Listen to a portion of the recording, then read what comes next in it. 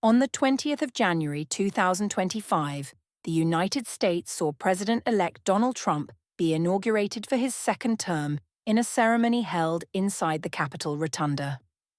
The event saw many high-profile figures, with seated amongst the dignitaries, tech titans such as Elon Musk, Mark Zuckerberg, and Jeff Bezos.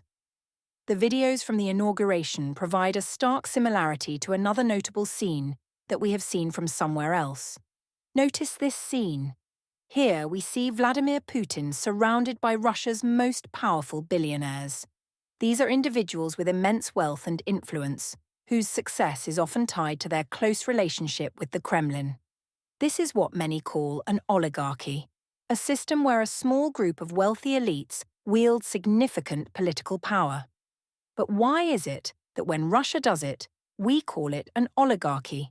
Yet, when the United States has billionaires sitting front and center at a presidential inauguration, it's met with silence. Why are we so quick to critique others while ignoring similar dynamics at home?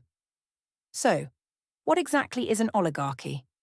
At its core, an oligarchy is a system of governance where power is concentrated in the hands of a small, wealthy elite. These individuals often use their resources to influence political decisions, shape public policies, and protect their interests, sometimes at the expense of broader democratic ideals. It's a system we've seen throughout history, from ancient Greece to modern-day Russia. And perhaps, if we look closer, elements of it can be found in the United States as well. Let's explore this further by looking at some of the most influential figures in the US, starting with Elon Musk. Raptor 2. Go. Stage 1. Go. Stage 2. Go. Flight directors go for launch. We have liftoff.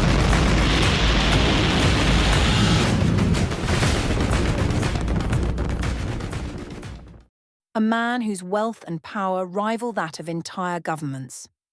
Musk's empire spans industries critical to modern society, from space exploration and global communication to social media and electric vehicles. Yet, his influence extends far beyond innovation, reaching the realm of geopolitics, politics, and public opinion. This raises the question of, has Musk transcended the role of a billionaire entrepreneur to become something akin to an American oligarch? Let's break it down.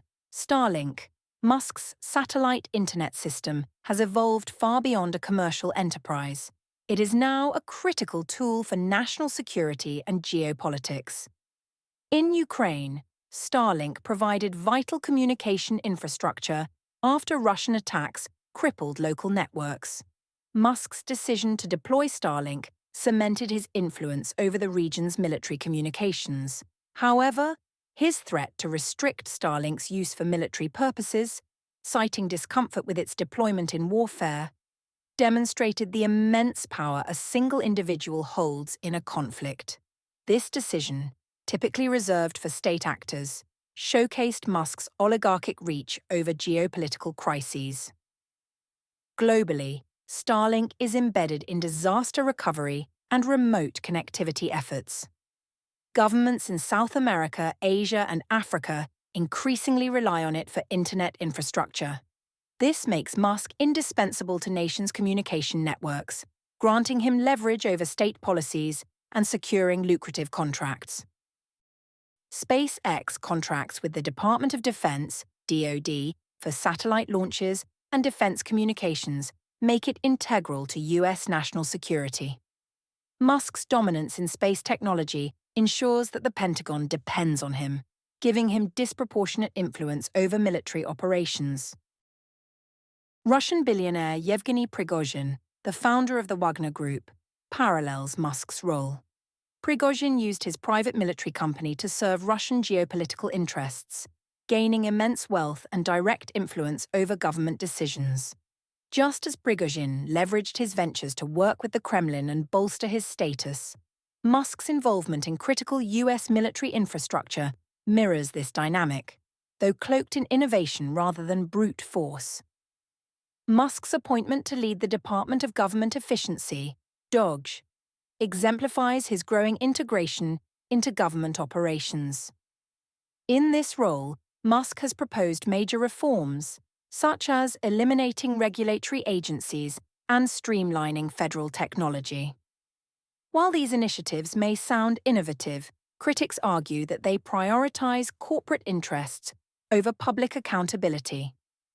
This position also allows Musk to secure favorable policies such as subsidies or tax breaks for his companies, including Tesla and SpaceX, which further increase his wealth and consolidate his power.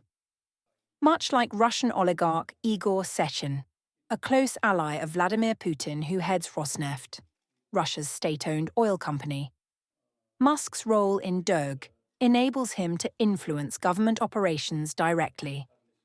Sechin's control over energy policy in Russia amplifies his wealth and power, just as Musk's control over US technological and policy reforms strengthens his standing. Musk's acquisition of Twitter X has given him unprecedented control over public discourse. By reinstating banned accounts and relaxing moderation policies, Musk has allowed misinformation and political propaganda to spread. This control over what narratives gain traction grants him informal yet significant influence over political landscapes worldwide. Musk's political tweets directly impact millions of followers, shaping their opinions on topics ranging from climate change to global conflicts. For example, his tweets on Ukraine and Taiwan have sparked international controversies, illustrating the risks of one individual controlling such a powerful platform. Russian billionaire Roman Abramovich, who has close ties to Putin, used his media holdings to influence public narratives in Russia. Similarly, Musk's control of a major social media platform echoes Abramovich's role in shaping political discourse to protect and enhance his influence. Elon Musk's ventures, Starlink, SpaceX, Doge, and Twitter, represent a vast concentration of power that mirrors the behaviors of Russian oligarchs. Musk's ability to influence public opinion through Twitter gives him an informal platform to push political agendas. His company's reliance on subsidies and tax breaks ensures his growing wealth, enabling further entrenchment in government policies. By working closely with the US military, Musk has positioned himself as a critical player in global conflicts, akin to how Russian oligarchs serve Kremlin interests. When the West sanctions figures like Yevgeny Prigozhin, Igor Sechin, or Roman Abramovich, it labels them as oligarchs for their wealth-driven political influence. Yet, in the US, when billionaires like Musk display similar behaviors, amassing wealth through government ties and leveraging ventures for influence, it's seen as innovation rather than oligarchy. But Musk isn't the only example. Other billionaires like Jeff Bezos and Mark Zuckerberg also exhibit oligarchic tendencies. Let's take a closer look at how their actions influence democracy and policy. Jeff Bezos, founder of Amazon and one of the world's richest individuals, wields significant influence over policies, elections, and public narratives. His control of Amazon allows him to lobby for tax breaks, avoid antitrust scrutiny, and suppress unionization efforts, expanding his wealth and power. Bezos also channels millions into political campaigns to protect Amazon's interests and leverages his ownership of the Washington Post to shape public opinion. Like Russian oligarch Oleg Deripaska, who used his aluminum empire to shape Russian economic policies, Bezos leverages Amazon's dominance and his media holdings to influence American policymaking. The parallels are undeniable. Mark Zuckerberg, the founder of Meta and the architect of platforms like Facebook, Instagram, and WhatsApp, holds sway over the flow of information globally. Facebook's role in the 2016 and 2020 US elections was marred by accusations of enabling misinformation and polarizing voters. The platform's algorithm amplifies divisive content, creating echo chambers that influence voter behavior and outcomes. Zuckerberg has invested heavily in lobbying efforts advocating for policies that benefit Meta while avoiding regulations that could curb its influence. This ensures Meta's dominance in the tech industry. This mirrors the behavior of Russian billionaire Alisher Usmanov, who used his media holdings to sway public narratives and protect his interests in Russia. Zuckerberg's ability to control the information ecosystem echoes this oligarchic pattern. When billionaires like Musk, Bezos, and Zuckerberg consolidate wealth and influence, the risks extend far beyond individual power and domestic politics. They have profound geopolitical implications as well. Public trust in democratic systems erodes when billionaires dictate policies, undermining elected officials' ability to represent the public. Over time, democracy risks becoming a facade serving elite interests.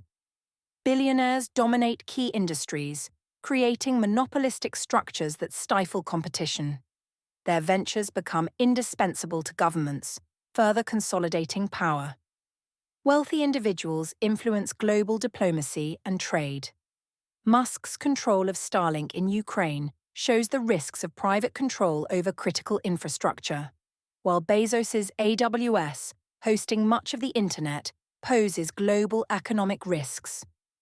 Musk, through SpaceX, ties his wealth and influence to US military dominance, giving him leverage over national security policies. Lobbying and donations by billionaires also shape military spending to align with their interests. Platforms like Twitter, X, and Meta, controlled by Musk and Zuckerberg, shape narratives on conflicts, influencing public opinion on military interventions and alliances. This indirect pressure can sway governments to align policies with their interests. These dangers illustrate the broader implications of oligarchic tendencies.